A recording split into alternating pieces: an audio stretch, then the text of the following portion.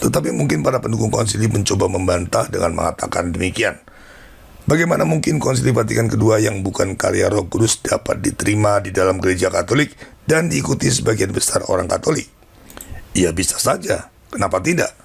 Sama seperti di masa lalu, berbagai kesesatan sempat berkembang luas dan hampir meruntuhkan gereja seperti di masa Arianisme. Maka hal yang sama sekarang pun dapat terjadi. Untuk memahami hal ini, kita bisa menggunakan kisah kejatuhan manusia di Taman Eden sebagai type atau tipologi dari masuknya Konsili Vatikan kedua yang menyesatkan ke dalam gereja Katolik dan diikuti banyak orang. Mari kita lihat. Ketika Adam dan Hawa jatuh ke dalam dosa karena memakan buah terlarang, kitab suci mencatat demikian. Kemudian berfirmanlah Tuhan Allah kepada perempuan itu, "Apakah yang telah kau perbuat ini?" Jawab perempuan itu, "Ular itu yang memperdayakan aku, maka aku makan." Kitab Kejadian bab 3 ayat 13. Lalu kepada Adam Tuhan berkata demikian, "Karena engkau telah mendengarkan perkataan istrimu dan memakan dari buah pohon yang telah kuperintahkan kepadamu, jangan makan daripadanya," dan seterusnya. Kitab Kejadian bab 3 ayat 17. Pertanyaannya, mengapa Hawa bisa percaya pada bujukan iblis? Selain karena bujukannya menarik, juga karena ular tersebut ada di Taman Eden. Dalam asumsi Hawa, semua yang ada di Taman Eden itu baik, seperti semua yang telah diciptakan Tuhan di taman tersebut. Selanjutnya, Adam juga percaya begitu saja pada perkataan Hawa, karena perempuan itu adalah istrinya, maka semua perkataannya diterima Adam secara bulat-bulat. Tetapi asumsi yang keliru dan ketaatan yang salah itu tidak mengubah fakta bahwa mereka telah melanggar perintah Tuhan dan harus menerima hukuman. Perhatikan baik-baik. Yang mengawali kejatuhan manusia di Taman Eden adalah masuknya si ular tua yang tidak lain adalah makhluk yang terkutuk karena ketidaktaatannya. Demikian juga Konsili Vatikan kedua diawali oleh para hierarki yang sudah jatuh dalam ketidaktaatan. Perlu kita ketahui, beberapa puluh tahun sebelum konsili, Paus Santo Pius ke-10 telah menetapkan sumpah melawan modernisme yang harus diucapkan oleh semua uskup, imam, teolog, kaum religius, dan semua pengajar di institusi Katolik untuk menangkal masuknya kesesatan modernisme yang berbahaya ke dalam gereja Katolik. Dalam sumpah tersebut terdapat pernyataan seperti ini, "Saya dengan tulus berpendapat bahwa doktrin iman diturunkan kepada kita dari para rasul melalui para bapa gereja yang setia dalam arti yang persis sama dan selalu dalam maksud yang sama. Oleh karena itu, saya sepenuhnya menolak penafsiran yang sesat bahwa dogma berkembang dan berubah dari satu makna ke makna lain yang berbeda dari yang dipegang gereja sebelumnya."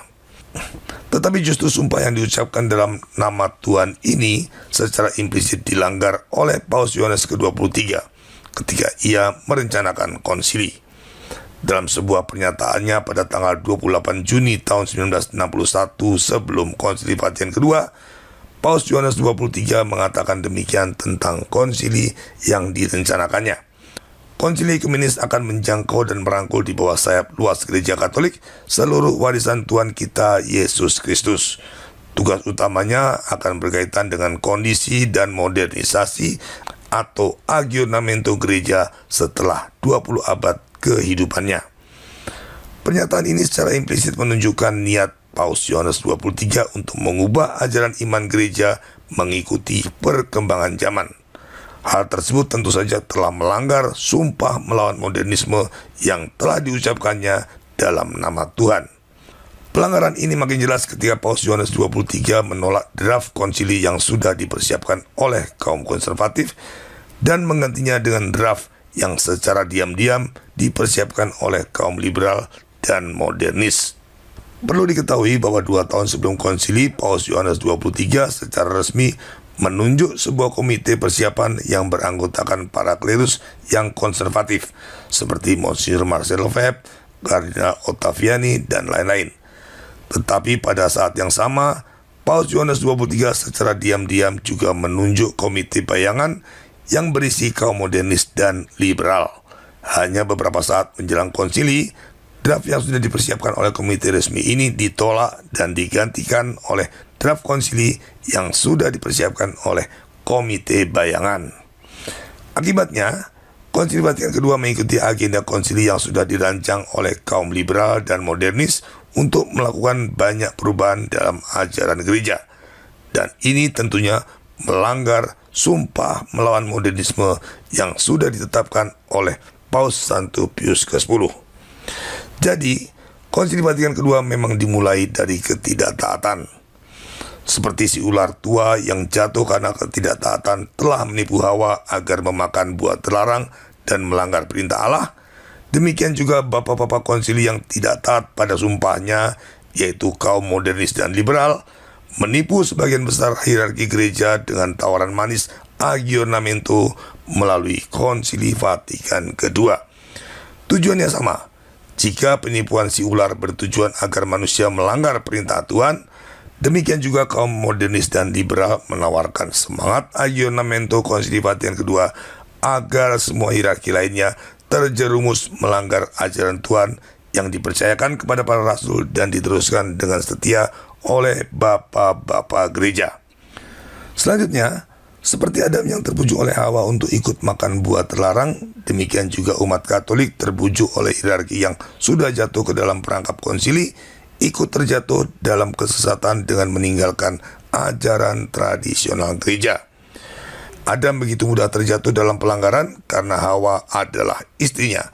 Begitu juga umat Katolik begitu mudah terjatuh dalam perangkap konsili dan meninggalkan ajaran tradisional gereja karena yang mendorong mereka untuk melakukan itu adalah para klerus yang mereka hormati dan mereka taati.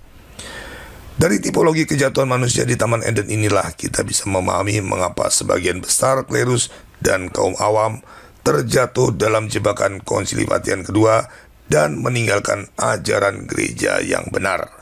Sekarang kita bisa melihat begitu banyak buah-buah buruk yang muncul setelah Konsili Vatikan kedua dan makin lama makin menghancurkan gereja Katolik. Itu semua terjadi karena sebagian besar orang Katolik, baik klerus maupun awam, terjatuh dalam ketaatan palsu. Hierarki taat buta pada Konsili Vatikan kedua serta penyesatannya, dan umat taat buta pada hierarki yang sudah tersesat. Ironisnya, justru mereka semua tidak taat pada ajaran gereja yang benar yang telah diajarkan oleh para rasul dan bapak-bapak gereja. Lalu bagaimanakah caranya agar kita tidak terjebak dalam ketaatan palsu terhadap Konsili Vatikan kedua yang menyesatkan kita? Gampang, kita ikuti nasihat kitab suci. Ujilah setiap roh seperti yang tertulis dalam surat Yohanes yang pertama bab 4 ayat 1. Bukankah para pendukung konsili percaya Konsili Vatikan kedua terinspirasi oleh Roh Kudus? Maka berdasarkan nasihat kitab suci kita perlu menguji roh yang menginspirasi Konsili Vatikan kedua atau ajaran apapun, apakah sungguh Roh Kudus atau bukan. Maka sebelum kita menerima suatu perintah atau ajaran yang berkaitan dengan iman atau moral, bahkan yang berasal dari hierarki sekalipun, kita harus mengujinya lebih dahulu dengan akal sehat. Nah, untuk itu kita membutuhkan karunia hikmat pengertian yang berasal dari Tuhan, sehingga kita dapat membedakan mana ajaran yang berasal dari Tuhan dan mana yang bukan. Seperti halnya batu kriptonit yang mampu mengalahkan Superman yang perkasa, begitu juga akal sehat dan hikmat pengertian menjadi batu kriptonit bagi iblis. Hal itu terjadi karena segala tipu daya iblis sang bapa segala dusta akan dapat terbongkar melalui akal sehat dan hikmat pengertian. Kalau kita menggunakan akal sehat dan memiliki karunia hikmat pengertian, maka kekuatan utama iblis, yaitu tipu dayanya, menjadi tidak berarti. Di masa penuh penyesatan sekarang ini, kita sangat membutuhkan akal sehat dan karunia hikmat pengertian untuk dapat tetap setia pada ajaran Tuhan. Itu sebabnya melalui channel Khusus dan Network kami selalu mendorong setiap orang Katolik yang ingin tetap setia pada ajaran gereja untuk mempraktekkan doa Mazmur Yesus. Kami percaya, jika doa ini dilakukan dengan sungguh-sungguh, Tuhan akan menganugerahkan kita karunia hikmat pengertian yang akan memampukan kita untuk memahami ajaran Tuhan dan mengenali berbagai kesesatan. Itulah karunia khas yang ada dalam doa Mazmur Yesus. Selanjutnya, bagaimanakah kita dapat hidup dalam kesetiaan iman terhadap Tuhan sementara saat ini praktis seluruh klerus dan umat awam yang ada di sekeliling kita sudah jatuh dalam kesesatan Konsili Vatikan II? Jawabannya juga ada dalam kitab suci. Teladanilah hidup Nabi Daniel.